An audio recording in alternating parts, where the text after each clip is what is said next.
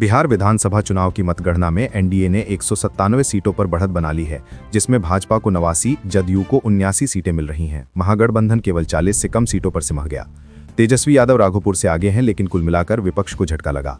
चिराग पासवान ने इसे जंगल राज 2.0 रोकने की जीत बताया। ये परिणाम राज्य की राजनीति में बड़ा बदलाव ला सकता है। आरजेडी नेता तेजस्वी यादव काउंटिंग के 8वें राउंड में राघोपुर सीट से 286 वोटों की बढ़त ले रहे हैं। वहीं जदयू के लेशी सिंह धमदाहा से आगे हैं। भाजपा सांसद जगदंबिका पाल ने कहा कि 192 सीटों पर एनडीए के बढ़त से महागठबंधन का सफाया हो गया। वंशवाद के खिलाफ जनता का फैसला साफ है, मतगणना जारी है। अमेरिकी राष्ट्रपति डोनाल्ड ट्रंप ने 53 दिनों के सबसे लंबे सरकारी शटडाउन को समाप्त करने वाले बिल पर हस्ताक्षर कर दिए। सीनेट में 14वीं बार असफलता के बाद हाउस ने 222-209 से पास किया। इसमें स्नैप फूड 8 सितंबर 2026 तक सुरक्षित। लाखों प्रभावित हुए आप फ्लाइट्स और सरकारी सेवाएं सामान्य होंगी।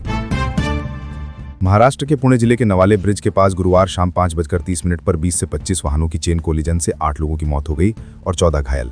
पुणे पुलिस ने प्रारंभिक जांच में कोहरे और स्पीड को कारण बताया। राहत कार्य तेज, पीड़ित परिवारों को मुआवजा देने की घोषणा। ये सड़क सुरक्षा पर सवाल उठाता है।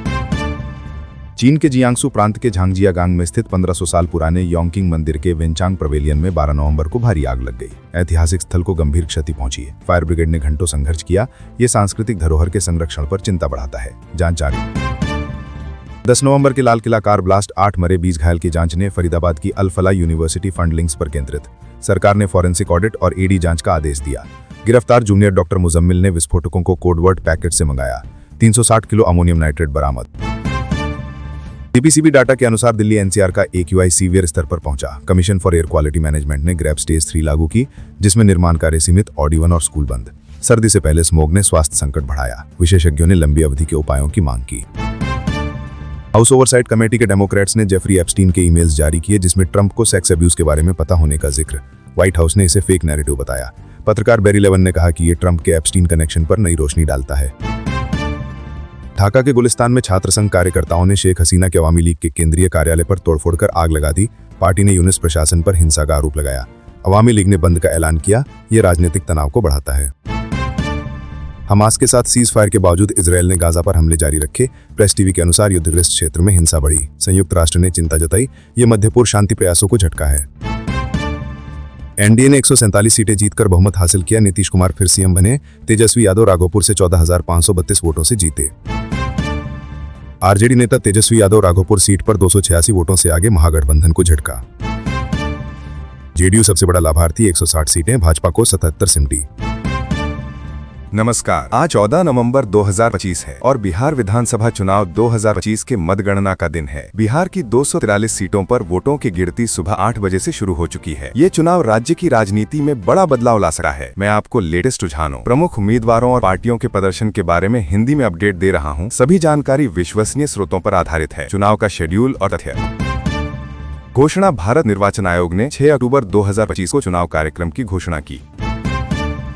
पहला चरण 6 नवंबर 2025 को 18 जिलों की 121 सीटों पर। मतदान प्रतिशत लगभग 64.66%। Record voting. दूसरा चरण 11 नवंबर 2025 को 20 जिलों की 122 सीटों पर। कुल मतदान 67.13%। ऐतिहासिक मतगणना आज 14 नवंबर 2025 को 46 केंद्रों पर। सुरक्षा के पुख्ता इंतजाम है। पटना के स्कूल बंद। मतदाता 8.2 करोड़ से अधिक पंजीकृत मतदाता। पिछला चुनाव 2020 में एनडीए नीतीश कुमार ने जीत हासिल की थी। चुनाव शांतिपूर्ण रहा। हालांकि लखीसराय में एक घटना हुई, जहाँ उप मुख्यमंत्री विजय कुमार सिन्हा के काफिले पर हमला हुआ। मुख्य राजनीतिक मोर्चे एनडीए, राष्ट्रीय जनतांत्रिक गठबंधन, जेडीयू, नीतीश कुमार, बीजेपी, हैम, जीतन मांझी। बहुमत के लिए 122 सीटें चाहिए। वे विकास, रोजगार और SIR यानी संघर्ष, इच्छा शक्ति और रणनीति पर फोकस कर रहे हैं। महागठबंधन MGB, आरजेडी तेजस्वी यादव, कांग्रेस, वाम दल विपक्षी एकता पर जोर, बेरोजगारी और महंगाई की मुद्दे उठाए। अन्य GSP प्रशांत किशोर, IIMIM ओवैसी सीमांचल में सक्रिय। लाइव रुझान और परिणाम सुबह 11:30 तक। मतगणना जारी है। रुझान बदल सकते हैं। अभी के आंकड़े। एनडीए 163 से 189 सीटों पर बढ़त। बीजेपी और जेडीयू मजबूत दिख रही हैं। MGB 51 से 76 सीटों पर। आरजेडी कुछ सीटों पर संघर्ष कर रही है। JSP 0 से 2 सीटें। अन्य 2 से 3 सीटें। कुछ प्रमुख सीटों के रुझान। अलीनगर बीजेपी के मैथिली ठाकुर 11,082 वोटों से आगे। बेतिया बीजेपी की रेणु देवी आगे। सिवान सदर बीजेपी के मंगल पांडे बढ़त पर। रघुनाथपुर आरजेडी के ओसामा शाह पीछे। जमुई बीजेपी की श्रेयसी सिंह की किस्मत तय होने वाली है। एनडीए की स्पष्ट बढ़त से लग रहा है कि नीतीश कुमार फिर मुख्यमंत्री बन सकते हैं। महागठबंधन के तेजस्वी यादव को झटका लग सकता है। प्रमुख प्रमुख उम्मीदवार और मुद्दे। नीतीश कुमार जेडीयू अनुभवी नेता, एनडीए का चेहरा, मुद्दे विकास और स्थिरता। तेजस्वी यादव आरजेडी युवा चेहरा, विपक्ष का दाव, मुद्दे नौकरी और शिक्षा। अन्य अनंत सिंह, सुशांत सिंह की बहन, खान सर पटना जैसे नाम चर्चा में हैं। ओवैसी सीमांचल में प्रभाव डालने की कोशिश में। चुनाव में महिलाओं और युवाओं का मतदान बढ़ा जो निर्णायक साबित हो रहा है। अपेक्षित परिणाम। रुझानों से एनडीए बहुमत की ओर अग्रसर है।